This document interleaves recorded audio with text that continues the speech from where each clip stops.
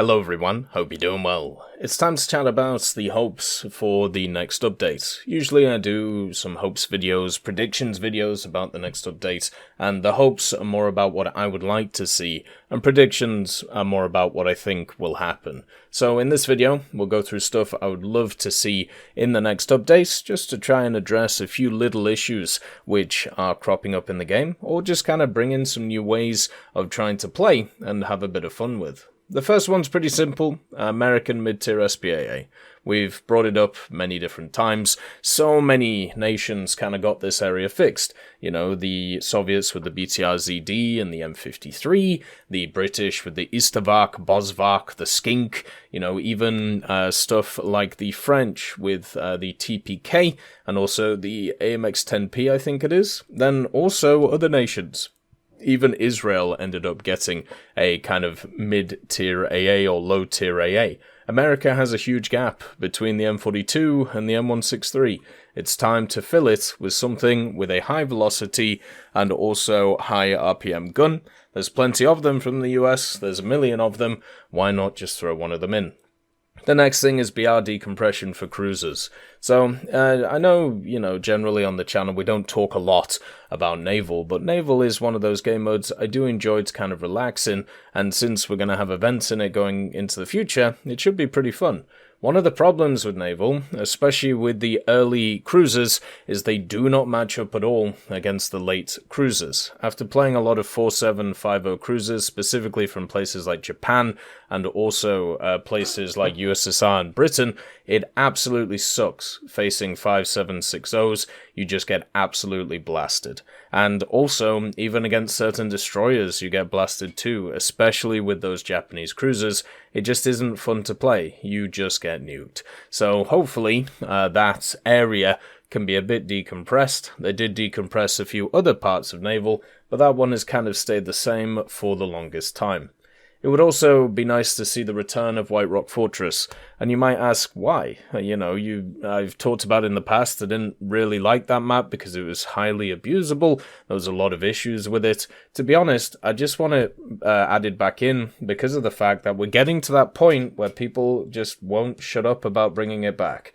And since it's one of those maps, just like Volokholamsk, which is insanely busted, I'd rather just have it back in the game so I can kind of show why it has issues and why it is not in a good place. So that, to me, would be a much better situation than right now where we're getting this kind of nostalgia hit.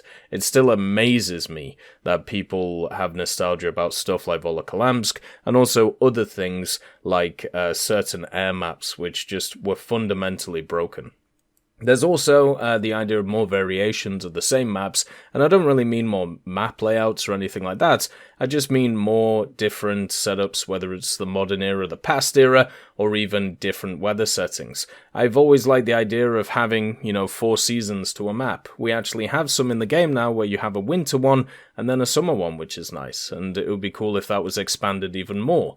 It would mean that camouflages are more useful, and also at the same time, it at least gives a new look of paint to something that's already been around. The other thing as well for that setup is having a modern era map and a past era map. Flanders, for example, there are certain parts of the map which are changed depending on what BR that you're playing at. I thought that idea was really cool last year, and I'd like to see it expanded to other areas, whether it is on something like Berlin, or if you play it at low tiers, you have obviously stuff like the destroyed vehicles around. What if those vehicles changed? What if you play on Seversk, and if you play it at low tier, there isn't an Su-25 sat there, maybe there's something like, I don't know, a MiG-9, or maybe even something similar to a Yak-3 or something, just to give it a little bit of a different feel compared to before. So taking what you already have, adapting it a little bit, just to make the experience slightly different without really modifying the gameplay too much.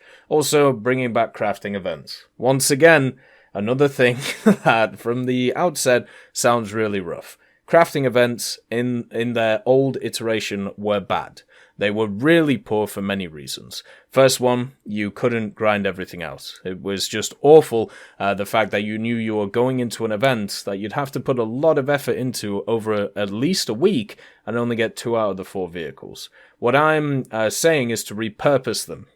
So take the mechanics from the crafting event, the workshop, and the general blueprint system, and add them to either the battle pass or a secondary area where basically you can either get old event vehicles or maybe even new vehicles. So you unlock, let's say, a blueprint, whether it's in the Warbond shop or grinding out specific challenges, and you purchase the blueprint with SL. It gives you access to a bunch of challenges. Once you complete those in the workshop, you get the parts, you put the parts together, you get the vehicle. Hey presto, there you go. And then if you want to maybe sell the vehicle, maybe you have to do some additional challenges to be able to get it sorted. I like the crafting event system. I just really don't like the crafting events. I think the actual putting together stuff and creating things was really interesting, and the different themes that they had all the time were really nice, and I would hate for all of those assets to kind of disappear. Same with stuff like World War Mode, right?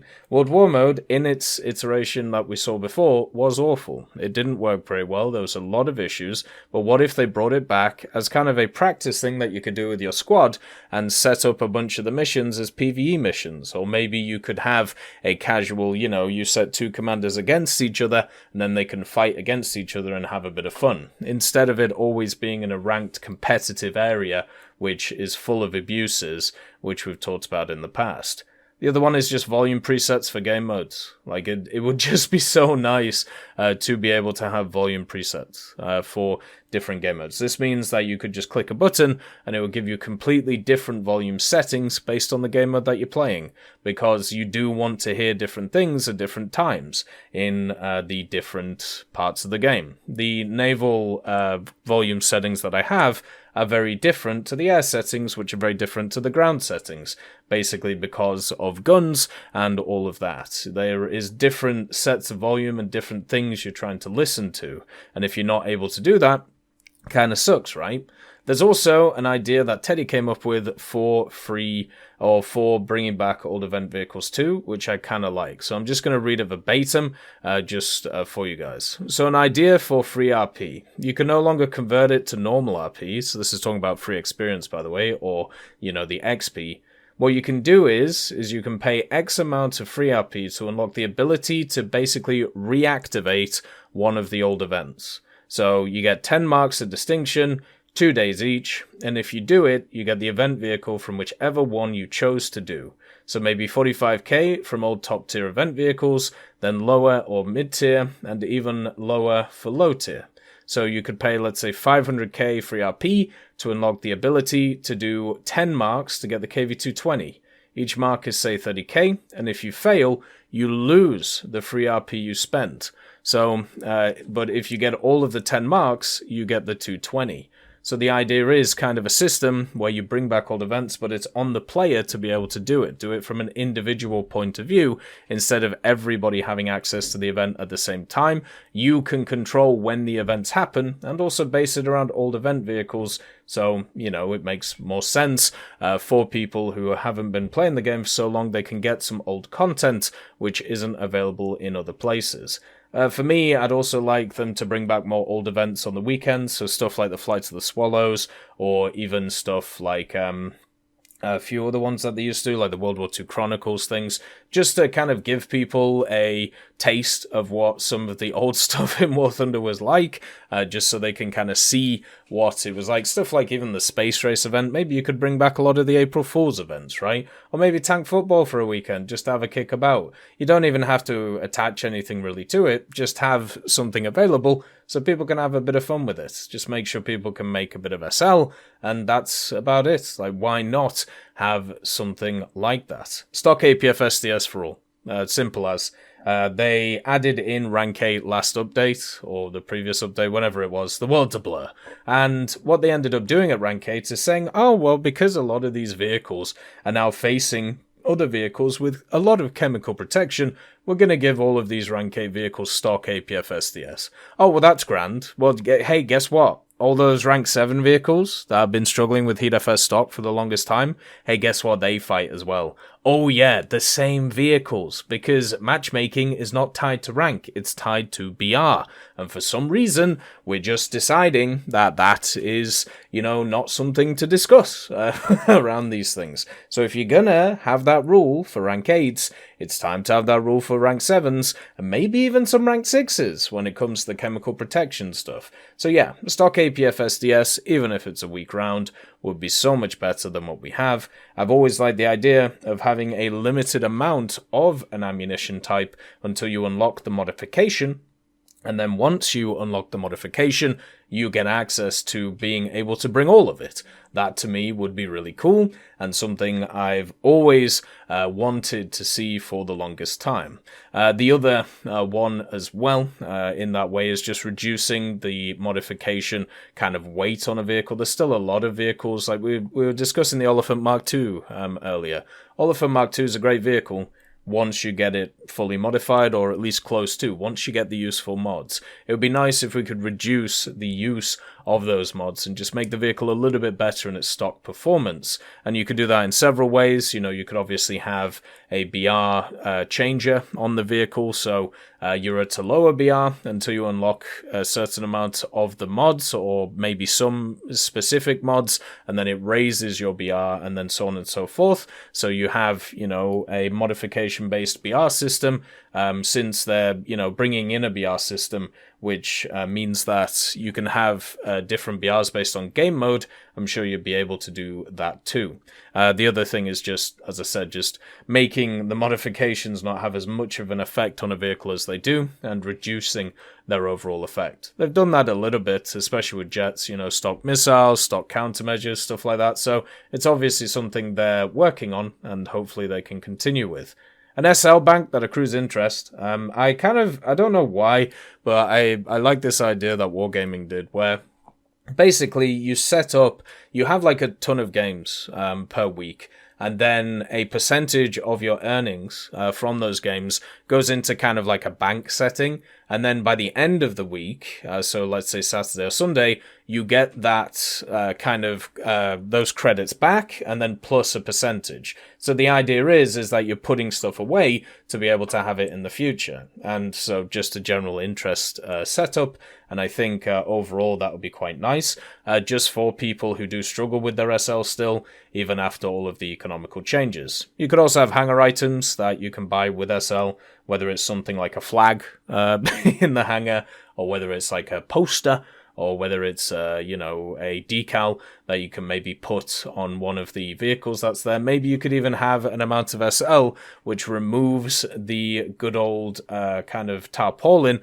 which is over the tank in the section of the tank, the section of the hangar. Wouldn't that be interesting?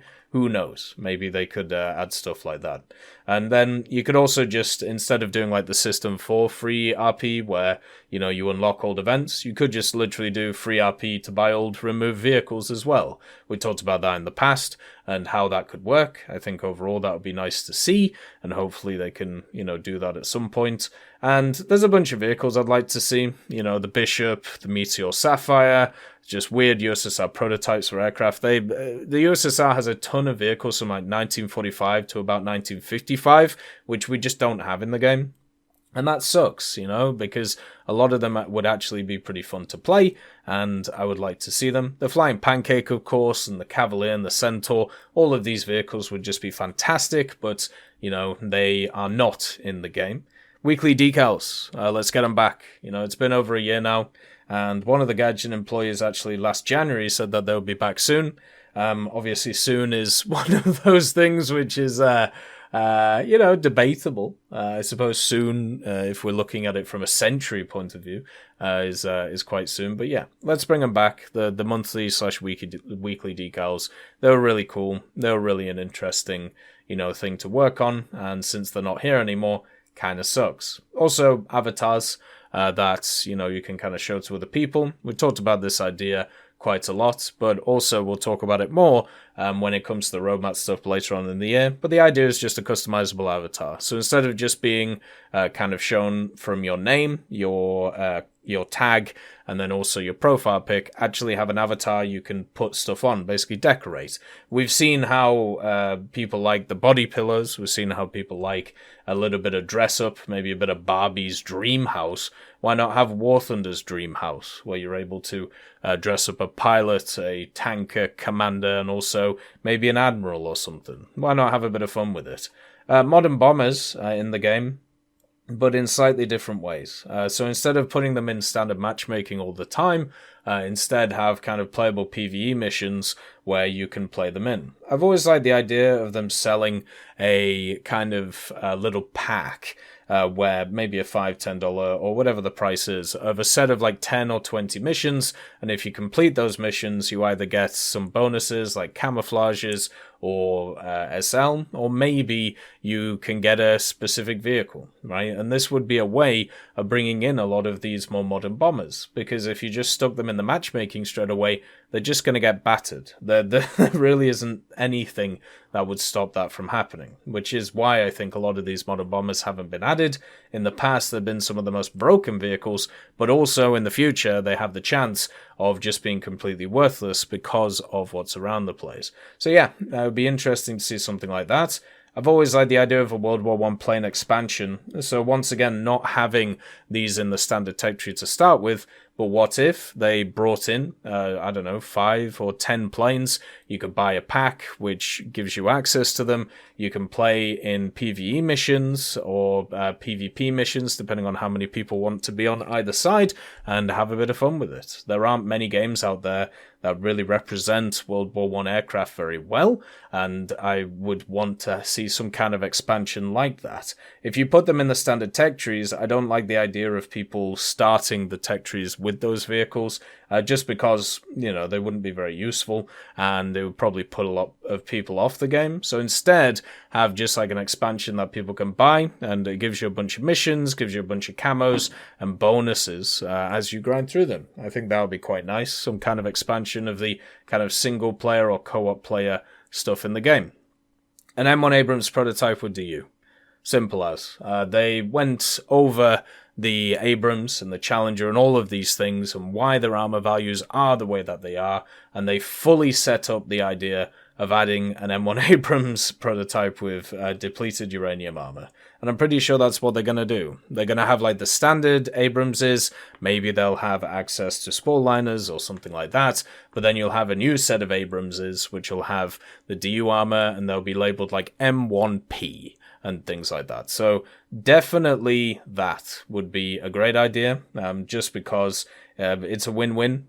People get the vehicles that they want, and also you get to fill in a niche of a mechanic that people are looking forward to too, and also balance a top tier a little bit better than what it is right now, where there are specific vehicles dominating, such as the German Leopard 2A7, and of course the STRV 122B+.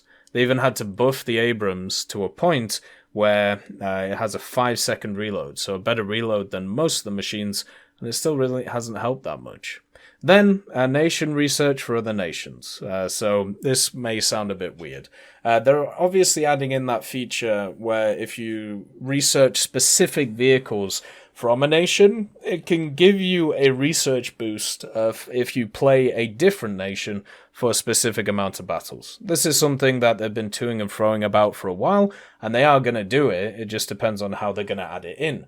What I would like to see is if you've maxed out a nation, the RP that you make after maxing out that nation can be put towards another nation up to either a specific point or with a percentage decrease. So let's say you have all of the vehicles in the American aviation tech tree. Maybe you can put all of your extra RP towards a different nation's tech tree so you can get it up to a level where you're comfortable playing with it instead of buying a premium to grind through it all, which is what a lot of people do at the end of the day. The other thing you could also do is a permanent discount for people for the starter packs. So if you complete a nation, maybe you can get a 20% permanent discount on another starter pack to get access to the, starter system. Also a prestige system. We talked about this also in the past. Once you're level 100, you have the ability to reset. You can maybe get a decal, you can maybe get a banner for your profile, and also you have something else to kind of push towards and something to keep you in the game and continuing. You know, that's something that's been a big kind of factor of War Thunder's success, the longevity of a lot of the events and a lot of the ideas like that. I think that would be cool. Hopefully they can do that. And then also a trading system from an individual basis. So not on the market, because that could lead to a lot of issues. But imagine if you have a bunch of premiums that you don't really want anymore. What if you could kind of trade them in and you could get a percentage of their cost back, and then you could put that towards a new vehicle and then buy it. So let's say you have a very high tier G premium and you don't want it anymore. So you trade it in and that gives you a 40 or 50% discount, or maybe even a 60% discount on another premium that you want to buy. So this would incentivize people buying other premiums, but also at the same time, it would be a positive and a negative. So they would lose something, but also they would gain something that they would want. I know there's a lot of people in the game now who have premiums that they'd used previously, or they'd use stuff which nowadays they just don't touch anymore. So this would be an incentive to get people moving around the tech trees, but also still make Gaijin money at the end of the day. Those are a lot of the hopes that I have. I really think War Thunder right now is going in a very positive direction, and I'm looking forward to many of the different things coming in, and I'm hoping that this update will be nice. And so far, if the leaks are true, and the devlogs are true, and also the roadmap's true, everything will be good. As always, have a wonderful day. I'll see you next time.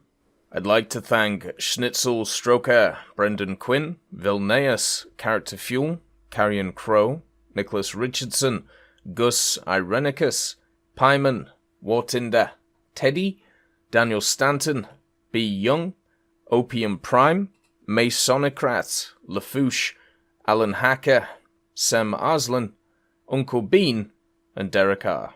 for supporting the channel.